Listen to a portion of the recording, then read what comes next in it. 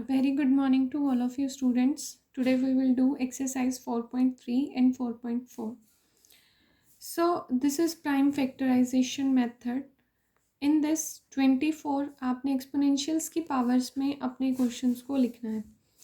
2 12s are 24, 2 6 are 12, 2 3s are 3 1s are 3. So 2 raised to the power 1, 2, 3, 2 raised to the power 3 into 3.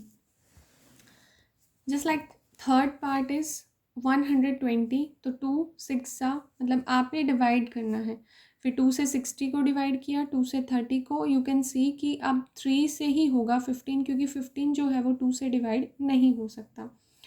तो उसके बाद ये 5 1 ज़ा 5, तो इसके प्राइम फैक्टर्स हैं 2 इंटू 2 की power 3 multiply 3 multiply 5.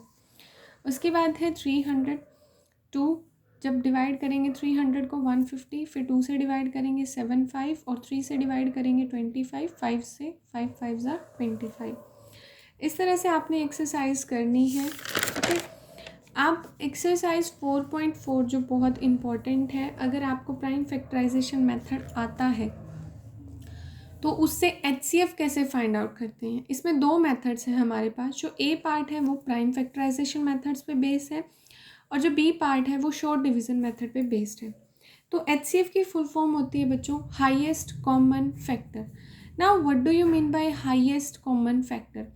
That means कि ऐसे दो नंबर्स जिनमें जो हाईएस्ट सबसे बड़ा और कॉमन दोनों का एक कॉमन फैक्टर है और हाईएस्ट, उसे HCF को कहेंगे.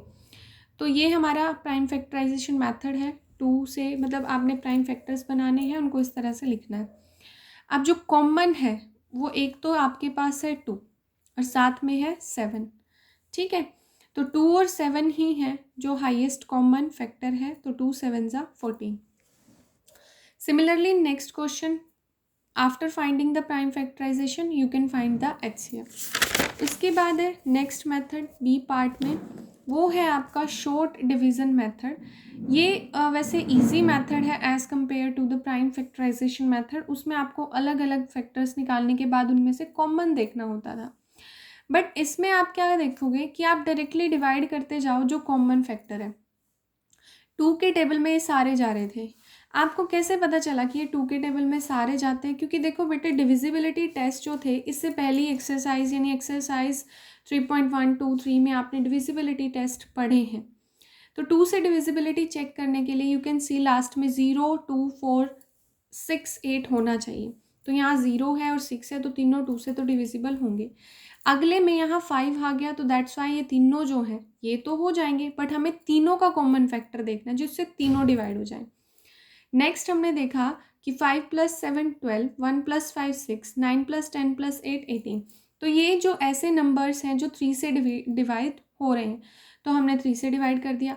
आगे ये तीनों फैक्टर ऐसे थे जो किसी एक टेबल में नहीं जा रहे थे. ये दोनों 5 में जा रहे थे, तो ये 3 पे जा रहा था. तो दैट्स वाई ये तीनों नंबर्स अब आगे किसी एक कॉमन फैक्टर पे नहीं जाएंगे. तो इनका हाईएस्ट कॉमन फैक्टर 2 3 ज़ा 6. अब इसी तरह से आपको एक और करवाते हैं फोर्थ पार्ट. फोर्थ पार्ट में है 72, 240 और 336.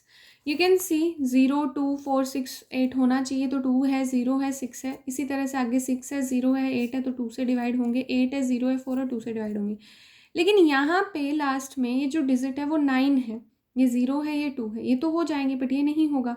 हाँ, अब ये 3 से डिवाइड हो गए तीनों और इसके बाद इनका कोई कॉमन फैक्टर नहीं है. So that's why highest common factor will be 2 2 ज़ा 4, 2 ज़ा 8, 3 ज़ा 24. Okay, thank you.